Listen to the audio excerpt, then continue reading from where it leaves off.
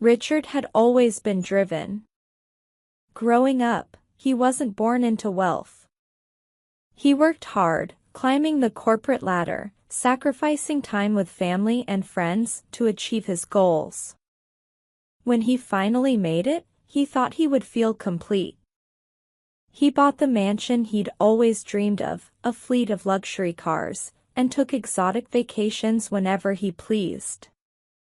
People admired him and envied his success, and yet, in the quiet moments when no one was around, Richard couldn't shake the feeling that something was missing. One evening, after yet another business deal, Richard sat alone in his large, empty living room.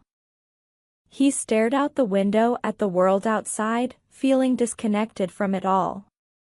He had everything he ever thought he wanted, yet happiness eluded him. His work gave him money, but not meaning. His purchases gave him temporary excitement, but not fulfillment. One afternoon, while taking a rare stroll through the town, Richard spotted a group of children laughing and playing in the park. Their joy was infectious, and Richard found himself smiling for the first time in days. As he continued his walk, he came across Emma, a woman who lived in a modest house by the park. She was tending to her small garden, humming softly to herself. Her face was radiant with joy, even though her clothes were simple, and her home, though clean, was nowhere near as extravagant as Richard's. Intrigued by her obvious contentment, Richard stopped and asked, "You seem so happy. What's your secret?" Emma looked up and gave a warm smile.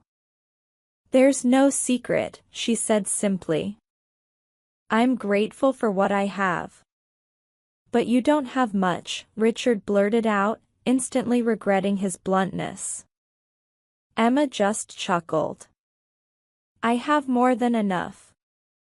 My family, my friends, my health.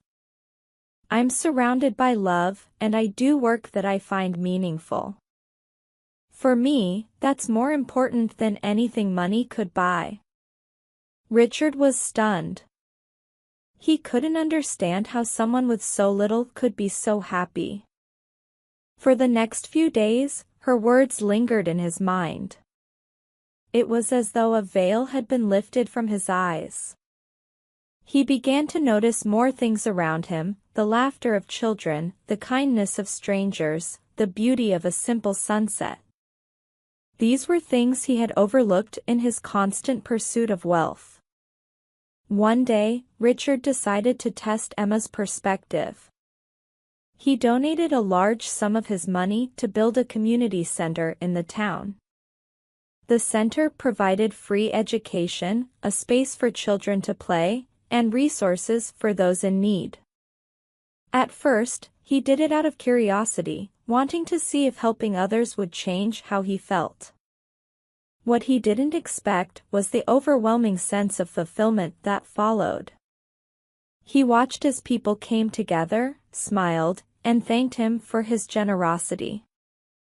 For the first time in years, Richard felt a sense of connection to his community. As time went on, Richard continued to give back. He built schools, funded scholarships, and supported local businesses. His wealth had given him the means to help others, but more importantly, it gave him a sense of purpose that no amount of luxury could match. Richard came to realize something profound. While money can buy comfort and security, it can't buy the deep, lasting happiness he had been seeking all along.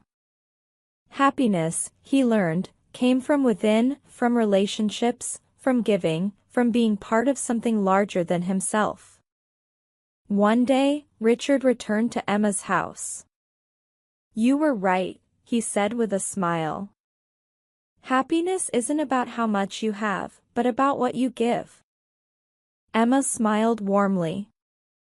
"It's something that many people with wealth never discover. But once you do, it changes everything." From that day forward, Richard continued to live a wealthy life, but it was no longer the material things that brought him satisfaction. His true wealth came from the impact he had on others and the joy that giving brought into his own life. Conclusion. So, does money buy happiness?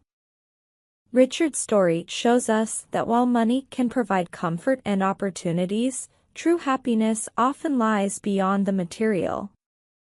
It's found in relationships, in purpose, and in the simple act of giving. Let's learn some interesting words from the story. Fleet. Meaning, a group of vehicles, usually cars or ships, owned by one person or organization. Example, the company owns a fleet of delivery trucks for their business. Exotic. Meaning, something unusual, exciting, or from a foreign place. Example, she tried an exotic fruit from a tropical country that she had never seen before. Envied. Meaning, to feel jealousy or desire for something someone else has. Example, many people envied her because of her success and luxurious lifestyle. Eluded. Meaning, to escape or avoid something, often by being difficult to understand or catch. Example, the criminal eluded the police for months before they finally caught him.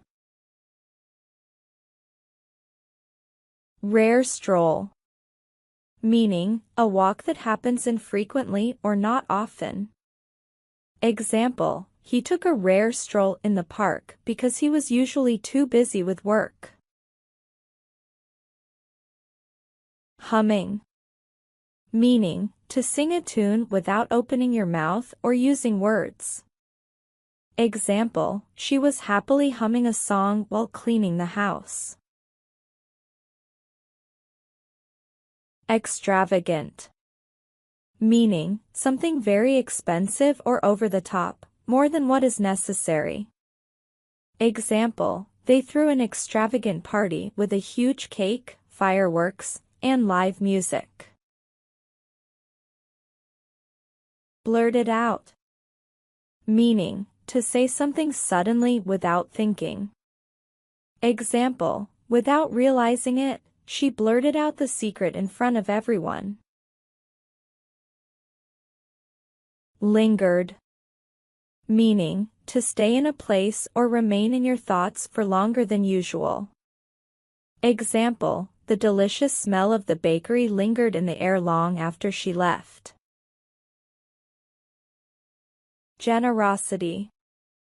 Meaning, the quality of being kind and giving more than what is necessary or expected. Example, his generosity showed when he donated food and money to help the homeless. In a peaceful village, tucked away from the noise of the world, lived an old lady in a modest house surrounded by the most beautiful garden anyone had ever seen. People from all over the village would come to admire it, marveling at how every plant bloomed so perfectly, every flower radiated color, and the air always carried a sweet fragrance. One day, a young man came to visit the old lady. He was restless, filled with frustration about his life. He felt stuck, like he was constantly chasing something but never reaching it. He had heard that the old lady was wise and had a way of helping people find peace. The old lady welcomed him warmly, inviting him to sit in the garden. As he sat, he couldn't help but blurt out his frustrations, how he felt like he was wasting his life, always working, always striving, but never feeling fulfilled. The old lady listened quietly, her hands gently tending to a small patch of soil in front of her. After a while, she reached into her apron and pulled out 3 small seeds, placing them in the young man's hand. "These seeds," she said softly, "are like your life. They don't look like much now, but they hold great potential. What you do with them will determine what they become." The young man stared at the seeds, puzzled. "But how will planting these change my life?" he asked. The old lady smiled. "Let me tell you a story." She told him how, many years ago, she had been much like him, always in a hurry, always wanting more, always thinking the next achievement or possession would bring her happiness. But no matter how hard she worked or how much she gained, she still felt empty. One day, she met an old gardener who gave her 3 seeds, just as she was giving him now. The gardener told her the same thing, that life was like these seeds. At first, she didn't believe him. How could something so small change anything? But she planted the seeds anyway, and as she tended to them, something unexpected happened. As the plants grew, so did she. She learned patience, as nothing in nature can be rushed. She learned balance, as the plants needed both sunlight and water to thrive. And most importantly, she learned presence, as each day spent in the garden taught her to be fully in the moment. The old lady paused, watching the young man as he absorbed her words.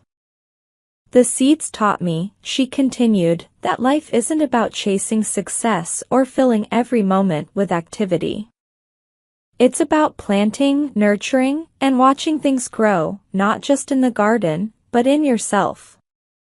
The young man looked at the seeds again, feeling something shift inside him. "So, what should I do with them?" he asked. "Plant them," the old lady replied. "But don't be in a hurry. Give them time, attention, and care. As they grow, you'll find that the things you've been chasing aren't as far away as you think. Life is already happening, right here, right now. You just need to stop long enough to notice." The young man nodded, understanding that the seeds were more than just plants, they were symbols of his life. He left the old lady's garden feeling lighter, with a newfound sense of peace. Conclusion. As the young man returned home, he planted the seeds in his own garden. Each day, he visited them, watering them and watching them grow. Slowly, he began to change, too.